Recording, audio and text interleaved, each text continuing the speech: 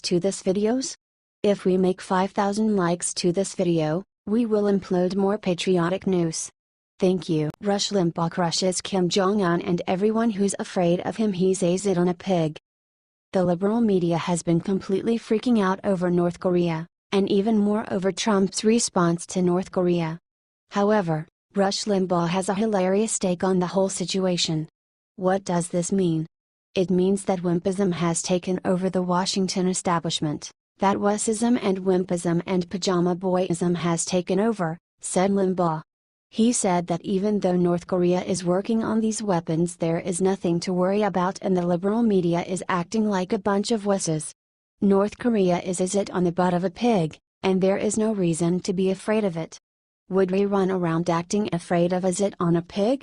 Mr. Limbaugh, they are getting nuclear weapons. Yet, they can't hit the side of a barn yet, for crying out loud, said Limbaugh. What are we supposed to do, sit here and wait until the real one is airborne and hope that being gentle and compassionate and unprovocative will stop this lunatic from doing what he is doing? Is that what we are to believe here? That we adopt the Obama pajama boy policy here? That's how the Iranians got this air nukes, it's this pajama boy liberalism way of life, said Limbaugh.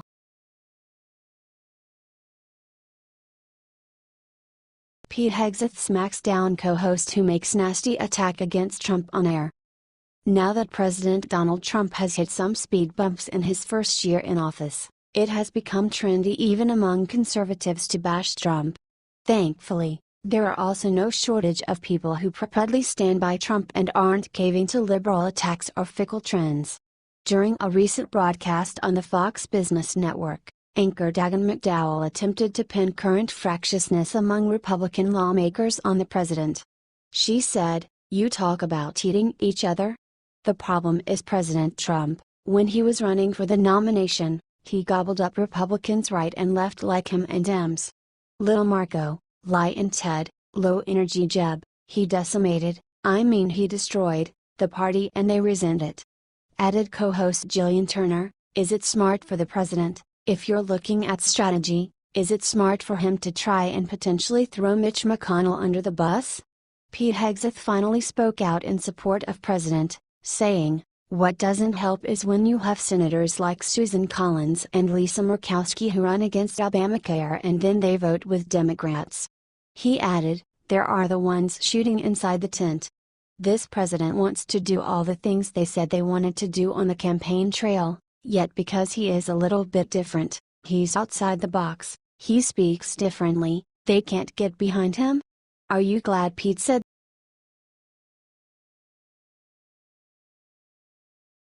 Diva like Megyn Kelly just made the dumbest excuse for her failing ratings at NBC. It would be a huge understatement that Megyn Kelly's new career at NBC has not gone as well as she had hoped it would. Megyn earned scathing reviews for her interviews with Vladimir Putin and Alex Jones, and her ratings have been very poor. Beyond this, Megyn's colleagues at NBC have come out and described her behavior behind the scenes as being diva-like. Instead of taking stock of herself honestly and trying to make needed changes to save her career, Megyn instead offered lame excuses for her underperformance.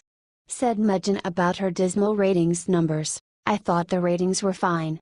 She then tried to spin them, saying, "We didn't expect to beat 60 Minutes, but our average for the summer was actually quite solid, especially when you compare it to what had happened when they launched a little news magazine the summer before as an experiment." She then optimistically compared launching her fledgling television show to raising her children, which, at last count, take 18 years to reach maturity. She said, naively thinking she will have no shortage of time to try and make her show a success, "I have 3 children, and they didn't come out of the womb running. They had to learn to crawl, and then they walked and then they ran. And that's the same for television shows. I didn't expect anything other than that. Thankfully, my bosses don't, either."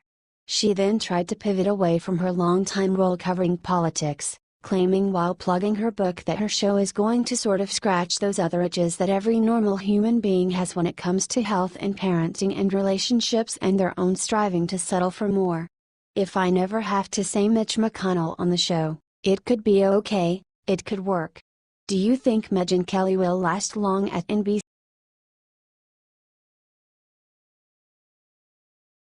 Stanford teaches students they need to eradicate whiteness. It's insane. Liberal colleges are becoming disturbingly anti-white.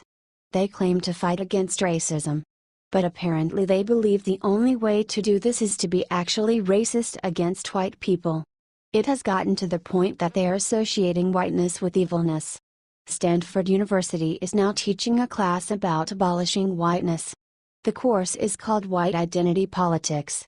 We will survey the field of whiteness studies, scholarship on the intersection of race, class, and geography, and writings on whiteness in the United States by contemporary public thinkers, to critically interrogate the terms used to describe whiteness and white identities. The course description reads: students will consider the perils and possibilities of different political practices, including abolishing whiteness or coming to terms with white identity. What is the future of whiteness? They write. It's not just colleges either. New York Magazine recently wrote an article insulting people with blonde hair for having whiteness. Now, blonde is the color of the right, for whom whiteness has become a hallmark. Blonde hair is a dog whistle of whiteness, an unspoken declaration of values, a wink-wink to the power of racial privilege and to the 1980s vibe that pervades a movement led by a man who still believes in the guilt of the Central Park Five, writes New York Magazine. This is insane. What is wrong with these people?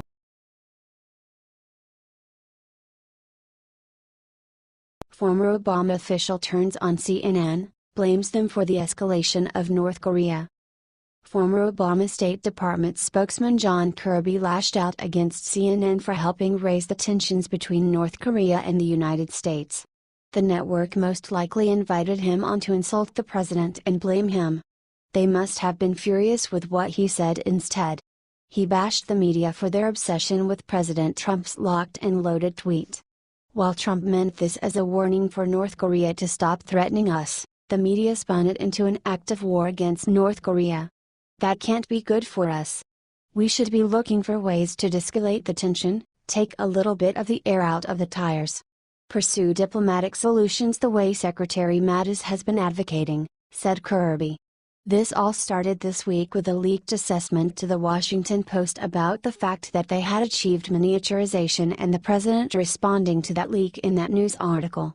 We went from 0 to 100 miles an hour in the course of about 48 hours based on the news article and the leak. We've just amped up the tensions in an unnecessary way.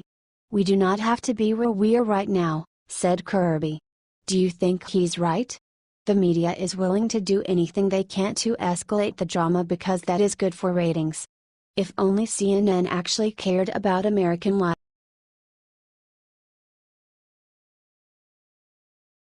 Michael Moore gets serious hate from the New York Times for his narcissistic anti-Trump Broadway show. Ever since President Trump was elected, Michael Moore tried to cash off of his success by insulting him. Moore is making documentaries, TV shows, and has even premiered his one-man Broadway show of him insulting President Trump. Maybe it's a one-man show because no one else wants to have anything to do with it? Even the New York Times, who agrees with his point of view, thought the show was pretty pathetic. They started by writing how they love his politic. Still, you don't have to disagree with Mr. Moore's politics to find that his shtick has become disagreeable with age. The Terms of My Surrender, which opened on Thursday at the Belasco, is a bit like being stuck at Thanksgiving dinner with a garrulous, self-regarding, time-sucking uncle. Gotta love him, but maybe let's turn on the television, writes the New York Times. I'm not coming to this stage every night to conduct a political rally, Mr. Moore told the New York Times in July. This is not a kumbaya piece of theater.